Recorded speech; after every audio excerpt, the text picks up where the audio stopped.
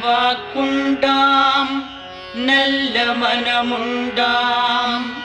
மாமலராள் நோக்குண்டாம் மேனி நுடங்காது கொண்டு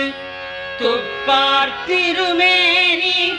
தும்பிக்கையால் பாதம் தப்பாமல் சார்வார் தமக்கு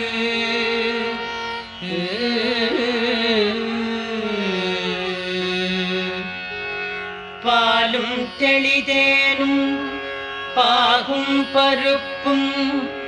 இவை நாளும் கலந்து உனக்கு நான் தருவேன் கோலம் செய் துங்கக் கரிமுகத்து தூமணியே